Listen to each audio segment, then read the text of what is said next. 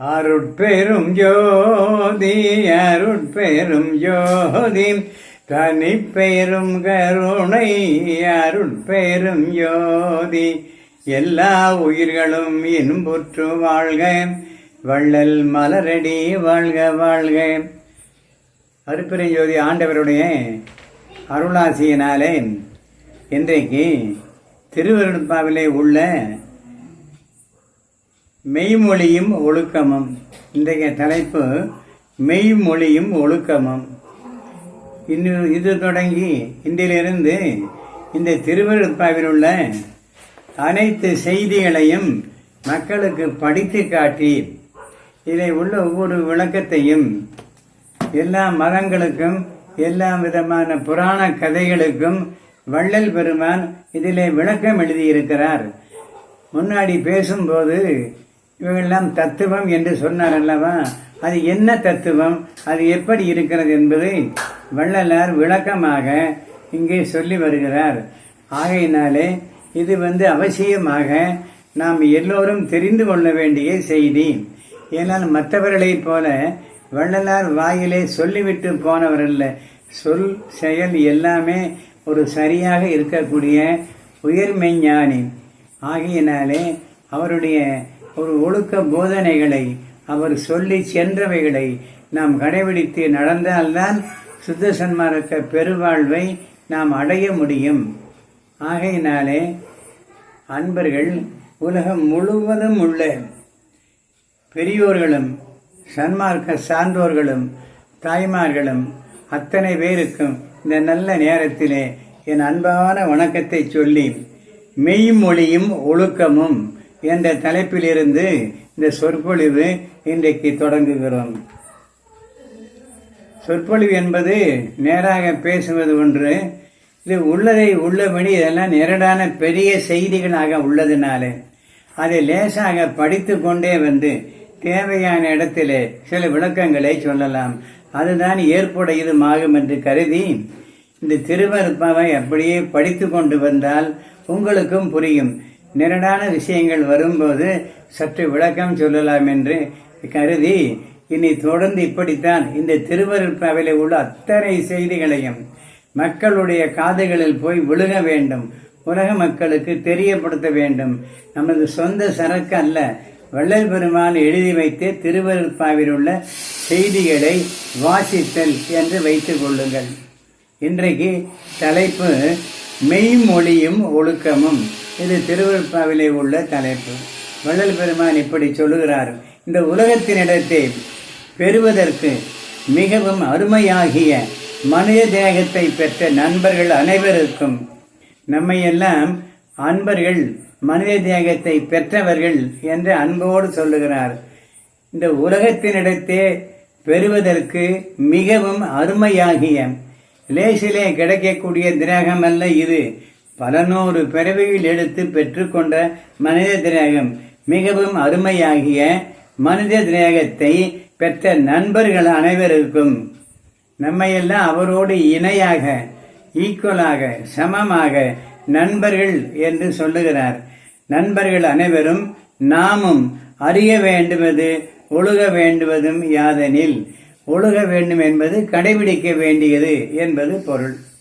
இயற்கையிற்றானே விளங்குவராய் உள்ளவர் என்றும், இது அருட்பெருஞ்சோதி ஆண்டவர் எப்படி இருக்கிறார் என்பதை ஒரு டெபனிஷன், ஒரு விளக்கமாக வள்ளலார் இப்படி சொல்லுகிறார்: இயற்கையிற்றானே விளங்குகின்றவராய் உள்ளவர் என்றும், இயற்கையிற்றானே உள்ளவராய் விளங்குகின்றவர் என்றும், இரண்டுபடாத பூரண இன்பமானவர் என்றும், எல்லா அண்டங்களையும் எல்லா உலகங்களையும் எல்லா பதங்களையும் எல்லா சக்திகளையும் எல்லா சத்தர்களையும் எல்லா கலைகளையும் எல்லா பொருள்களையும் எல்லா தத்துவங்களையும் எல்லா தத்துவிகளையும் எல்லா உயிர்களையும் எல்லா செயல்களையும் எல்லா இச்சைகளையும் எல்லா ஞானங்களையும் எல்லா பயன்களையும் எல்லா அனுபவங்களையும் மற்ற எல்லாவற்றையும்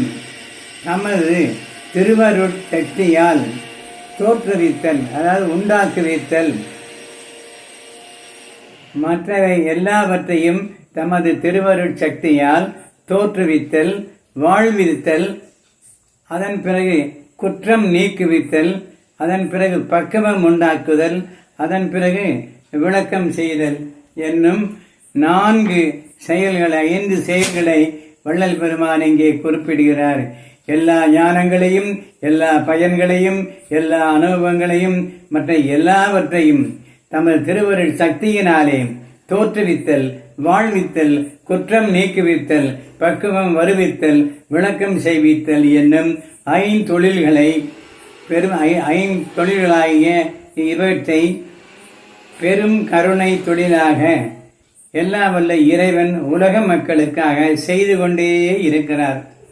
இவர் எல்லாம் ஆனவர் என்றும் ஒன்றும் அல்லாதவர் என்றும் சர்வ காருண்யர் என்றும் சர்வ வல்லவர் என்றும் ஒப்புயர்வு இல்லாத தனிப்பெருந்தலைமை அருட்பெருஞ் ஜோதியர் என்றும் சத்திய அறிவால் அறியப்படுகின்ற உண்மை கடவுள் ஒருவரே.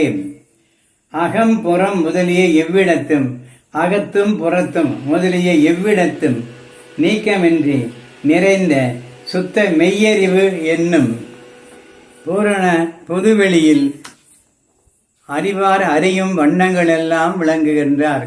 யார் யார் எப்படி அறிய வேண்டும் என்று எண்ணுகிறார்களோ அவர்களுக்கு அறிவார் அறியும் வண்ணங்களிலெல்லாம் அவர்கள் விளங்குகிறார்கள்.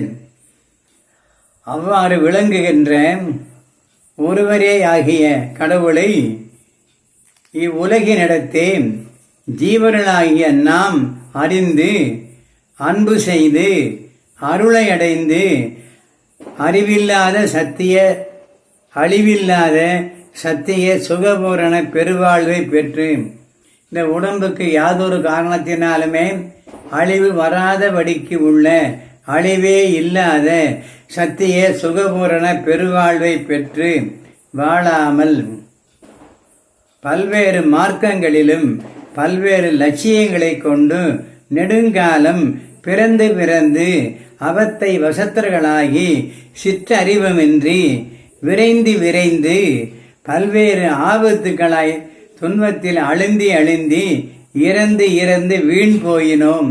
எல்லா உயிர்களும் அப்படித்தான். பல்வேறு ஆபத்துக்களாலே பல்வேறு சூழ்நிலைகளில் அந்த உடம்பு அழிய விடுகிறார்கள், அழிந்து போய்விடுகிறது. அஜாக்கிரதை அதற்கு காரணம் என்று வள்ளலார் வருங்காலத்திலே பல இடங்களிலே நூலிலே சொல்லி இருக்கிறார்கள். இப்படி அழிந்து வீண் போயினோம், வீண் போகின்றோம். ஆதலால் இனிமேலும் ஜீவர்களாகிய நாம் விரைந்து இறந்து வீண் போகாமல் உண்மை அறிவு, உள்ளன்பு, உண்மை இரக்கம் முதலிய சுபகுணங்களை பெற்று நற்செய்கை உடையவர்களாய் எல்லா சமயங்களுக்கும், எல்லா மதங்களுக்கும், எல்லா மார்க்கங்களுக்கும் உண்மை பொதுநெறியாக விளங்கும் சுத்த சன்மார்க்கத்தை பெற்று பேரின்ப சித்தி பெருவாழ்வில் பெரும் சுகத்தையும் பெருங்களிப்பையும் அடைந்து வாழும் பொருட்டு மேற்குறித்த உண்மை கடவுள். இங்கே உண்மை கடவுள் என்பது சாஸ்திர புராணங்களில் சொல்லப்பட்ட ஏற்பாட்டு கர்த்தர்கள் அல்ல, எவராலும் எழுதி வைக்கப்பட்டவரும் அல்ல. இந்த உண்மை கடவுள் தாமே திருவுளங்கொண்டு சுத்த சன்மார்க்கத்தின் முக்கிய லட்சியமாகிய உண்மை விளக்கம் செய்கின்ற, பொய் விளக்கம் அல்ல, உண்மை விளக்கம் செய்கின்ற ஒரு ஞான சபையை சித்தி வளாகம் என்னும் இச்சன்னிதானத்துக்கு அடுத்த உத்தரஞான சிதம்பரம் அல்லது சித்திபுரம் என்று குறிக்கப்படுகின்ற ஞான சித்திபுரம் என்று குறிக்கப்படுகின்ற வடலூர் பார்வதிபுரத்தில் தமது திருவருள் சம்மதத்தால் இயற்றுவித்து, அதாவது உண்டாக்கிவித்து, வடலூர் பார்வதிபுரத்தில் தமது திருவருள் சம்மதத்தால் இயற்றுவித்து இக்காலம் தொடங்கி, அதை எந்த காலத்திலே அதை தோற்றுவித்தார்களோ அந்த காலத்திலிருந்து இக்காலம் தொடங்கி அளவு குறிக்கப்படாத நெடுங்காலம் அற்புத சித்திகள் எல்லாம் விளங்க தாமே அருந்தருளி யாமே அமர்ந்தருளி திருவிளையாடல் செய்கின்றோம் என்னும் திருக்குறிப்பை இவ்விடத்தே தாயினும் சிறந்த பெருந்தயவுடைய நமது பெருங்கடலாகிய கருணை கடலாகிய அருட்பெருஞ்சோதி தந்தையர் அருட்பிரகாச வள்ளலார் முன்னிலையில் பலவற்றாலும் பிரதர்சித்திக்கப்பட்ட வெளிப்படுத்தி அருட்பெருஞ்சோதி சொருவராய் அப்பெருங்கருணை வள்ளலாரது உடல் பொருள் ஜீவிகதை உடல் பொருள் ஆவிகளை கொண்டு பொற்சவை சிற்சவை பிரவேசம் செய்வித்தருளி அறிய அவரது திருமேனியில் தாம் கனிவுற கலந்தருளி எல்லாம் வல்ல சித்த திருக்கோலங்கொண்டு அருளாட்சி திருமுடி பொறுத்து அருள் விளையாடல் செய்தருளுகின்ற நிமித்தம் 14 உலகங்களில் உள்ளவர்களும் யாவரும் ஒருங்கே யுக்தி என்னை என்று இதென்ன இது என்ன என்று அதிசயிக்கும்படி வெளிப்பட எழுந்தருளும் தருணம் சமீபத்திய அடுத்த தருணமாக இருத்தலினாலே அங்கனம் வெளிப்படும் திருவரவு பற்றி எம்பெருமான் எல்லா வல்ல இறைவன் எல்லார் உள்ளத்திலையும் எழுந்தருளக்கூடிய திருவரவு பற்றி எதிர்பார்த்தலாகிய விரதங்காத்தலின் நிற்கும் அல்லது நிற்க வேண்டிய நாம் எல்லாவரும் மேற்குறித்த அனித்திய அற்புத திருவரவு நேரிட்ட தருணத்தில்தானே சுத்த சன்மார்க்க அருள் புருஷார்த்தங்கள் பெரும் பயன்களாகிய சுத்த சன்மார்க்கத்தின் அரும் புருஷார்த்தங்கள் என்றால் அந்த கட்டளைகளின் பெரிய பலனாகிய சொர்ண தேகம் பிரணவ தேகம் ஞான தேகம் சாகர அனுபவம் சொருப சித்தி தேகங்களும் தன் சுதந்திரத்தால் தந்து கடவுள் ஒருவரே என்று அறிவித்து உண்மை ஞானமும் கரும சித்தி யோக சித்தி ஞான சித்தி இவைகளை பெற்று வாழ்கின்ற பேரின்ப சித்தி பெரு வாழ்வை அடைவதற்கான சுத்த சன்மார்க்க தனிப்பெரும் நெறியை பற்றுவதற்கு உரிய உண்மை ஒழுக்கங்களில் நாம் எல்லாவரும் தனித்தனியாக ஒழுக வேண்டுவது அவசியம். ஒவ்வொருவருமே தன்னுடைய ஆன்மா லாபம் பெறுவதற்கு வள்ளல் பெருமான் சொல்ல வருகின்ற அந்த உண்மை ஒழுக்கங்களை எல்லாம் கடைபிடித்து வாழ்ந்தோமையானால் நிச்சயமாக வள்ளலார் நமக்கு சொன்ன கட்டளையின்படி நடந்து கொண்டோமானால் வள்ளலாரை போல இறையருளை பெற்று மரணமில்லா பெருவாழ்வை பெறலாம். அது அவரவர்களுடைய ஒரு நம்பிக்கையை பொறுத்து முயற்சியை பொறுத்து நிகழலாம். ஆகையினாலே அவ்வொழுக்கங்கள் இவை என உணர வேண்டியது இன்றியமையாதது.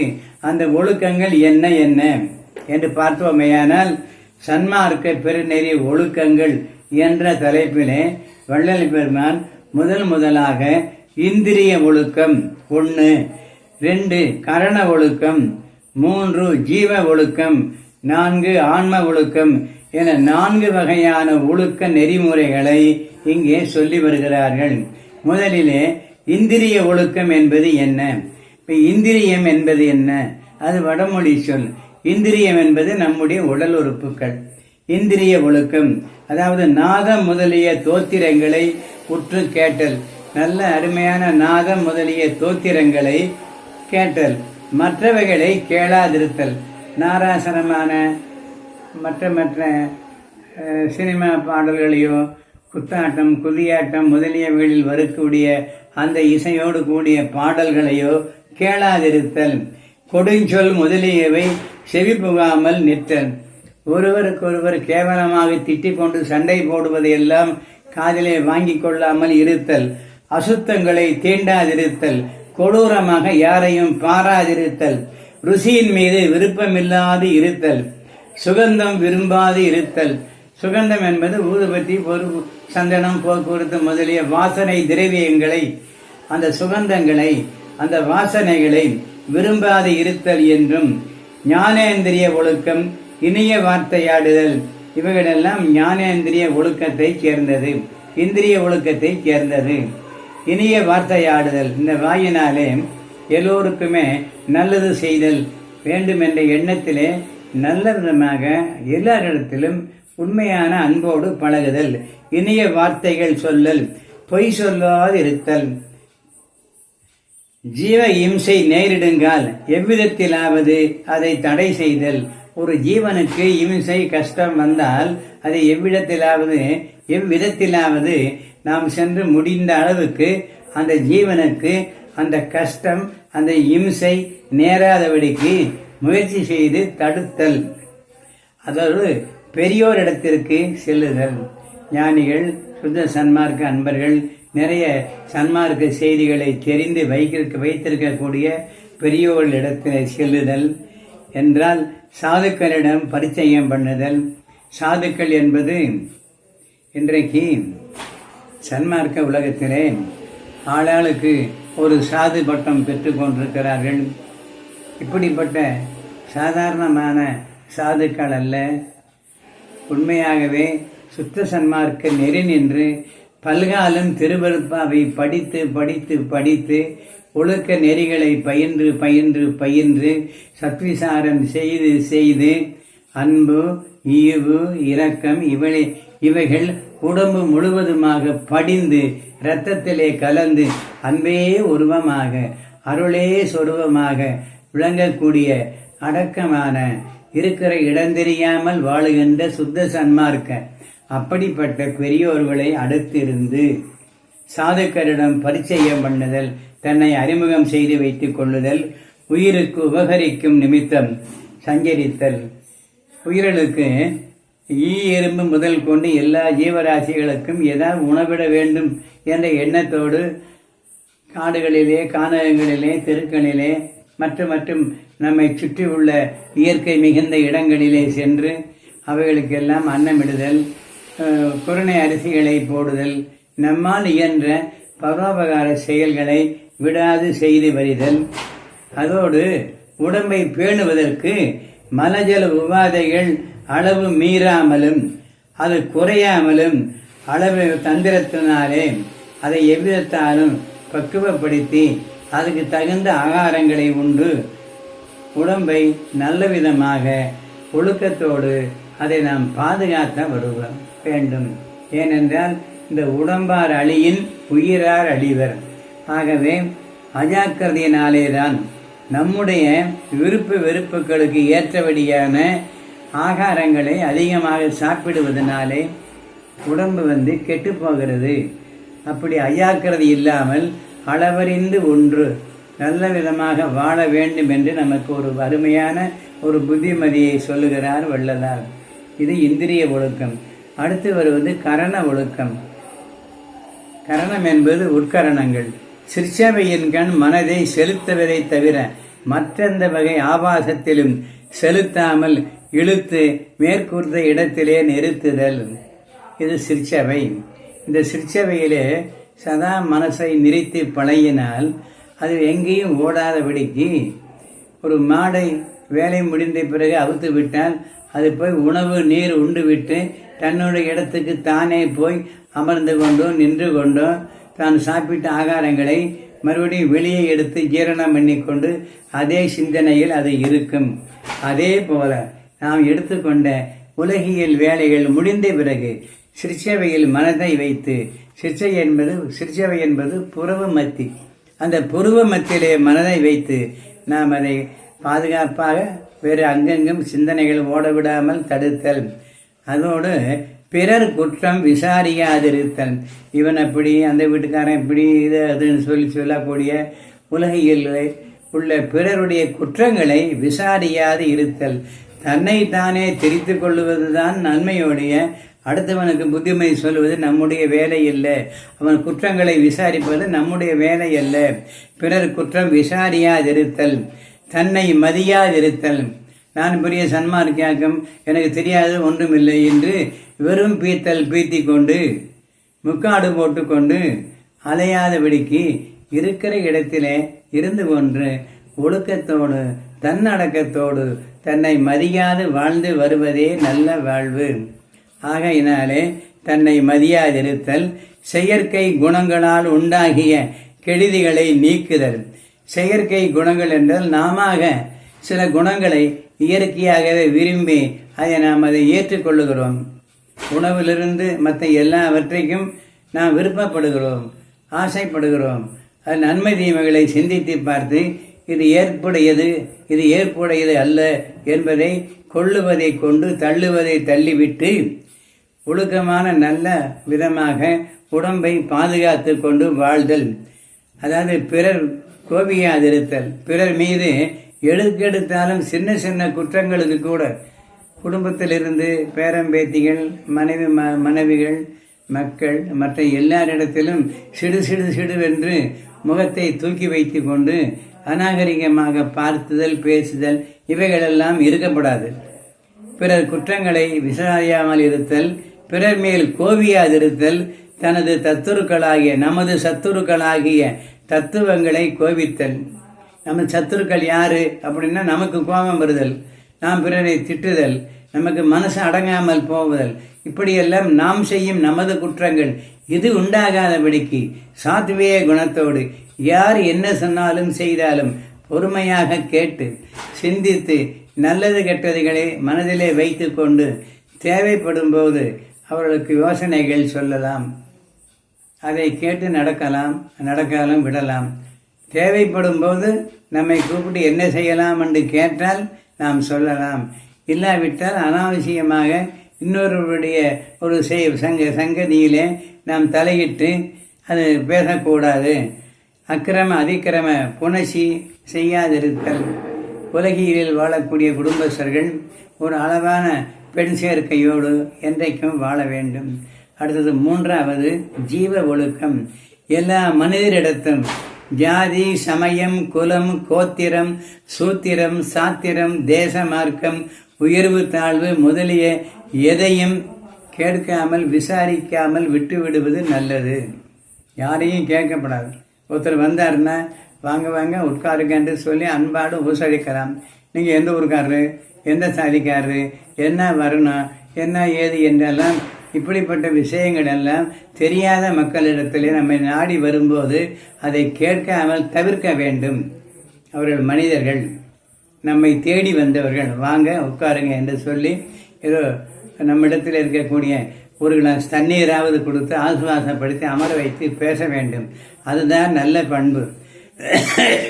வீட்டு வாசலுக்கு வெளியே நிறுத்தி நீ என்ன சாதிக்காரன் என்று, என்ன ஆசிரமம், நீ எதை சேர்ந்தவன், அப்படியெல்லாம் நாம் கேட்டு சிலரை புண்படுத்துவது யாரையும் அந்த மாதிரி செய்யக்கூடாது.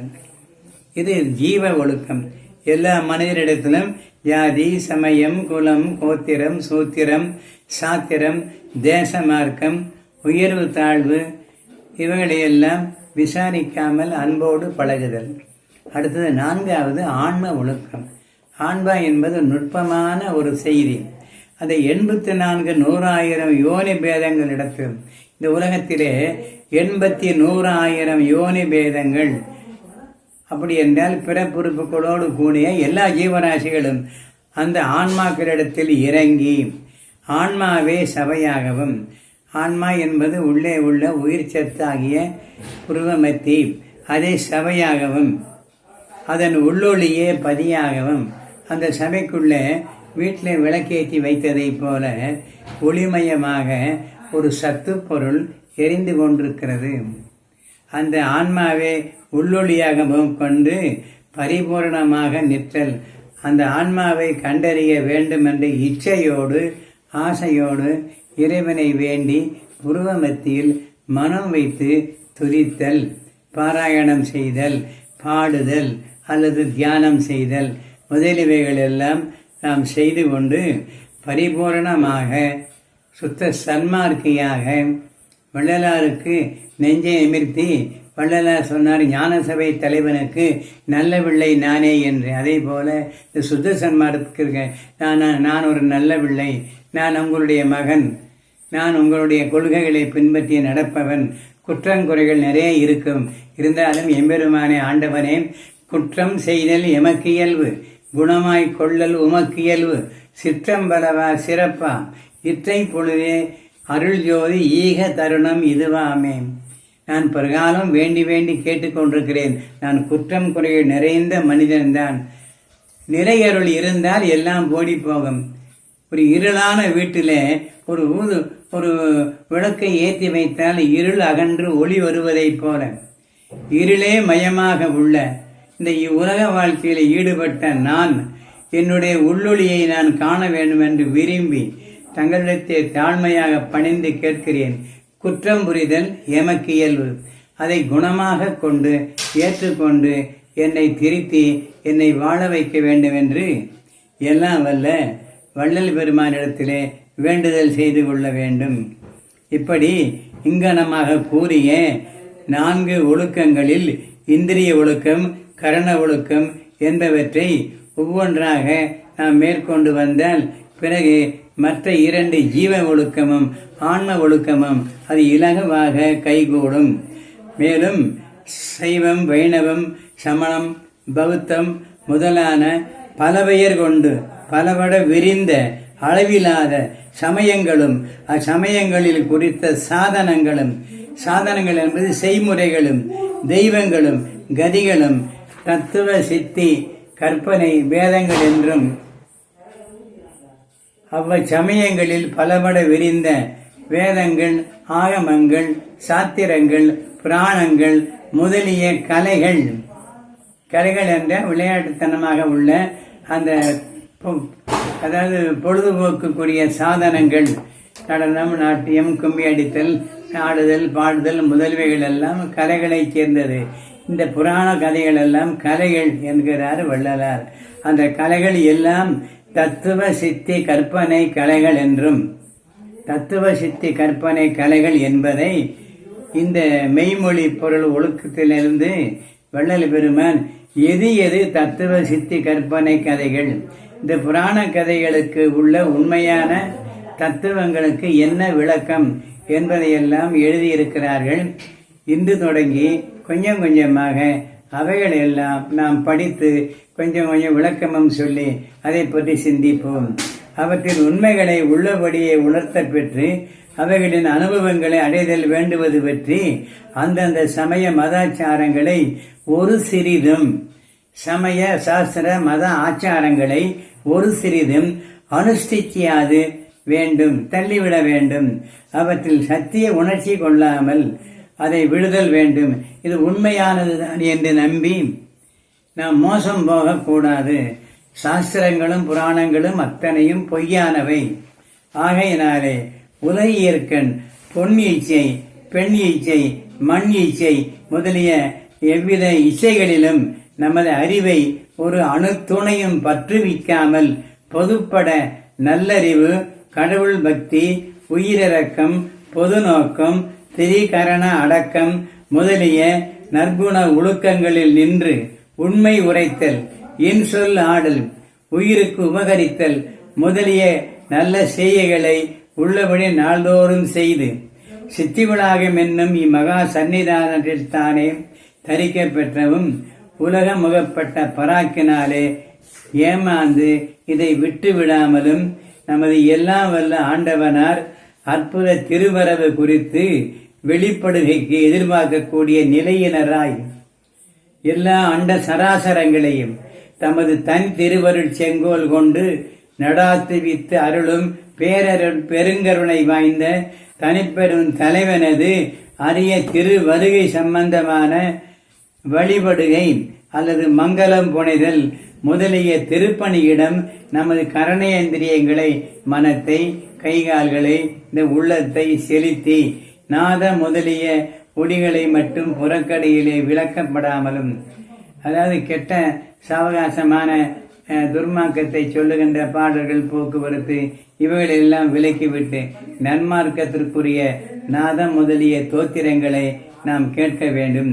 ஆண்டவரது அருளற்புத ஞான சித்தி திருமேனியின் மங்கள திருக்கோலத்தை கண்காட்சியாக உடல் குளைய உள்ளங்குளிர ஆனந்த கண்ணீர் கொண்டு பரவசத்துடன் தரிசிக்க பெரும் புண்ணியம் உடையவர்களாய் எதிர்பட வாய்க்கப் பெறவும் நாம் நின்றோமேயானால், அப்படி வாழ்ந்து வந்தோமேயானால் நாம் எல்லாவரும் சுத்த சன்மார்க்கத்திற்கு உரிமை உடையவர்களாகி அறிவு வந்த காலம் முதல் கண்டறியாத அற்புத காட்சிகளையும் இளமை தொட்டு அறிவு நமக்கு விளக்கத்துக்கு வந்த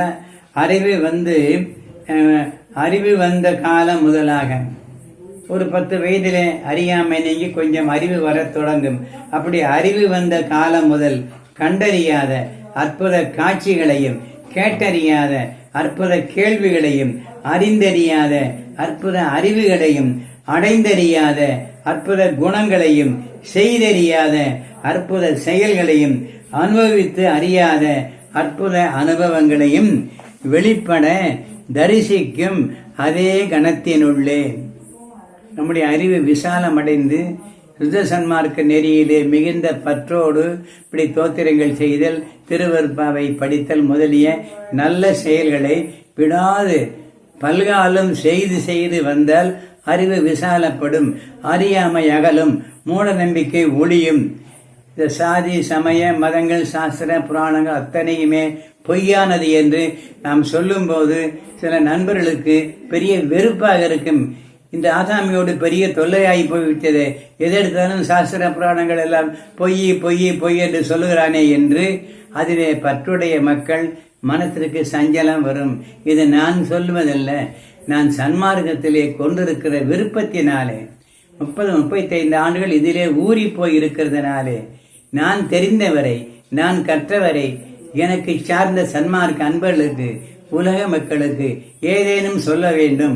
மற்றவர்கள் எல்லாம் ஏதாவது ஒரு கதையை பேசி மீட்டிங்கிலே பேசிவிட்டு கொடுக்கிற பொருளை வாங்கி கொண்டு மேலக்கச்சேரிக்காரர் மாதிரி போய் விடுகிறார்கள். அப்படி போகக்கூடாது.